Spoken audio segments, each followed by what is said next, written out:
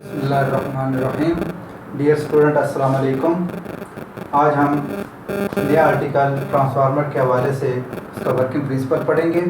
याद रखिएगा बेटा, हम सादत होम ऑफ नॉलेज से जो लेक्चर डिलीवर कर रहे हैं, आप इन लेक्चर्स को गौर से देखें और इनको सब्सक्राइब करें और साथ साथ इनको लाइक करें ताकि हमारी हौसला अफजाई होती रहे। लिहाजा आज हमारा आर्टिकल 1.1 कंटिन्यू जो हमने लेक्चर नंबर 1 में भी बताया था, उसमें क्या चीज़ थी हमारे पास कि बेसिक इंट्रोडक्शन आपको कराई थी ट्रांसफार्मर के हवाले से। उसी का जो सेकंड पार्ट है वो है वर्किंग प्रिंसिपल, कि ट्रांसफार्मर जो है वो किस असूल पे काम करता है, वो हम इसको डिस्कस करते हैं और ये हमारा बेटा लेक्चर नंबर 2 होगा। तो याद रखिएगा, वर्किंग प्रिंसिपल में पेपर में अगर आ जाए कि state working principle of transformer, तो उसमें आपने लिखना है the working principle of transformer is mutual induction, कि एक ट्रांसफार्मर म्यूचुअल इंडक्शन के असूल पर काम करता है। अब बात ये आती है कि म्यूचुअल इंडक्शन होता है क्या है, कि याद रखिएगा कि एक ट्रांसफार्मर जो है वो दो प्राइमरी कॉइल्स पर मुश्तमिल होती है जो कि इंडक्टिव कॉइल्स होती हैं। एक कॉइल जिसको आप सप्लाई के साथ जोड़ते हैं उसको हम क्या बोलते हैं, प्राइमरी कॉइल या प्राइमरी वाइंडिंग, और इनकी जितनी भी टर्नें होंगी उनको हम लिखेंगे primary number of turns. Same इसी तरीके से एक कॉइल सेकेंडरी साइड पे होती है, इस कॉइल को हम क्या बोलते हैं, सेकेंडरी वाइंडिंग या सेकेंडरी नंबर ऑफ टर्न्स। जो कॉइल सप्लाई सोर्स के साथ जोड़ी जाती है उसको आप प्राइमरी वाइंडिंग कहते हैं, और जो कॉइल जो है वो लोड के साथ कनेक्ट की जाती है उसे हम सेकेंडरी वाइंडिंग कहते हैं। इसके साथ याद रखिएगा कि ये दोनों कॉइल जो हैं वो एक लो रिलेक्टेंस कॉइल पर मुश्तमिल होती है, लो रिलेक्टेंस एक कोर पे मुश्तमिल होती है। ये कोर सिलिकॉन स्टील की बनी होती है और लेमिनेशन होती है। लेमिनेशन कहते हैं बेटा बारीक बारीक पत्रियों को। तो पूरा बारीक बारीक पत्रियों को जोड़ के आपस में एक कोर बना दी जाती है, और इस कोर का जो मटेरियल होता है वो है सिलिकॉन स्टील, और इसके दरमियान ये एक लो रिलेक्टेंस होती है। रिलेक्टेंस क्या होती है बेटा, the total opposition offered in flux is called reluctance. ये याद रखिएगा कि रिलेक्टेंस क्या चीज़ है, ये आप फर्स्ट ईयर में पढ़ चुके होंगे। रिलेक्टेंस क्या है, the total opposition offered in flow of flux. Total opposition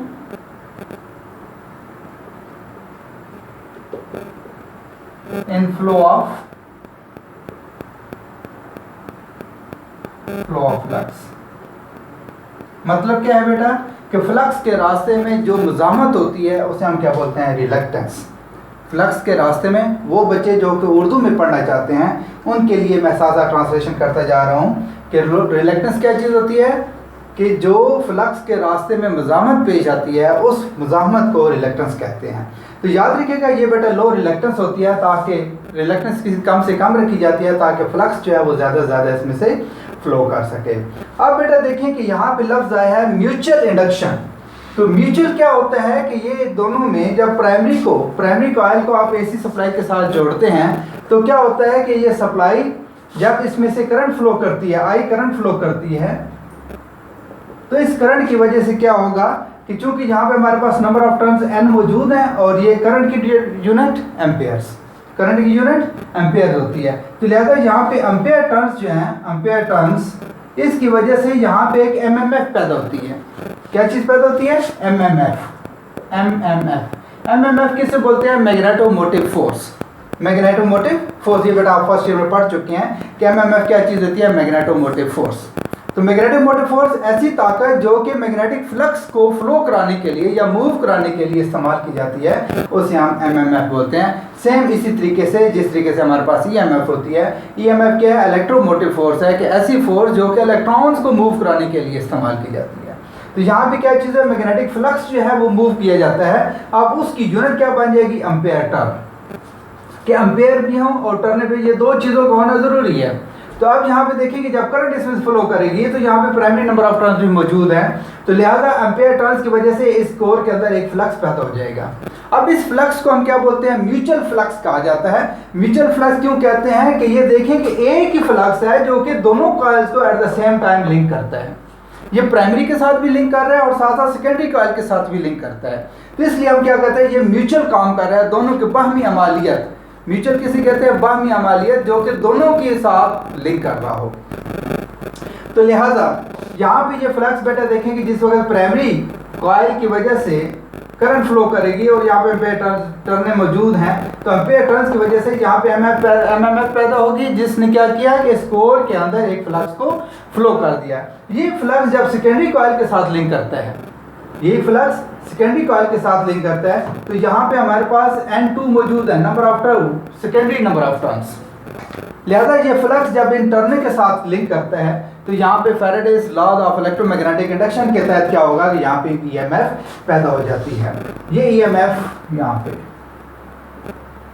तो क्या होगा बेटा, जब ये फ्लक्स सेकेंडरी कॉइल के साथ लिंक करता है तो यहाँ पे भी ईएमएफ पैदा हो जाती है। अब यहाँ पे ईएमएफ अगर इसके लोड के ऊपर, यानी सेकेंडरी कॉइल के ऊपर कोई लोड ना लगा हुआ हो, तो कोई लोड ना होने की वजह से क्या होगा कि ये सिर्फ ईएमएफ ही रहेगी, वोल्टेज ही रहेंगे। जो ही जब जहाँ पे लोड कनेक्ट करते हैं तो इस सेकेंडरी में करंट का फ्लो शुरू हो जाता है। तो जब यहाँ पे देखेंगे जब लोड कनेक्ट करेंगे तो यहाँ पे करंट फ्लो करना शुरू हो जाती है।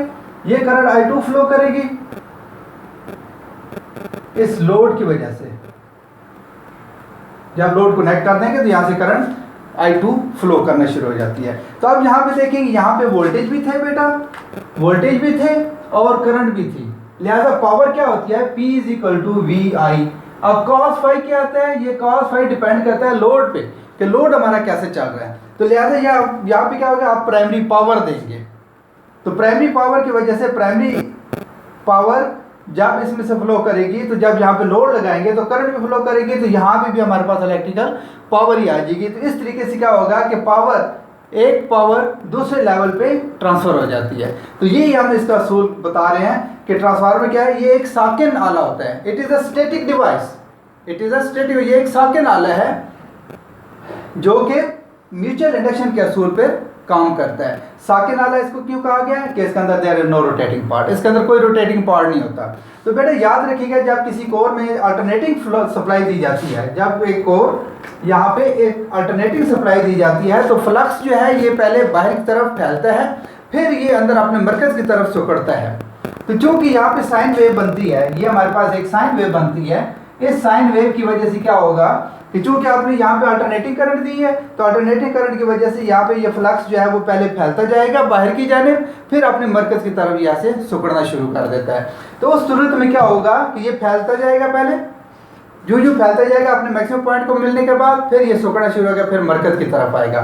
तो इस दौरान क्या होगा कि ये फ्लक्स जब फैलने और सिकुड़ने का प्रोसेस से गुजर रहा होगा, तो ये बेटा फ्लक्स जो है वो सेकेंडरी कॉइल के साथ लिंक करेगा और यहाँ पे इसके साथ कता करेगा, और इसकी वजह से यहाँ पे फैराडेज लॉ के तहत यहाँ पे ईएमएफ पैदा हो जाती है। तो इसको हम बोलते हैं principle of working principle of transformer. बेटा ये था हमारे पास लेक्चर नंबर 2।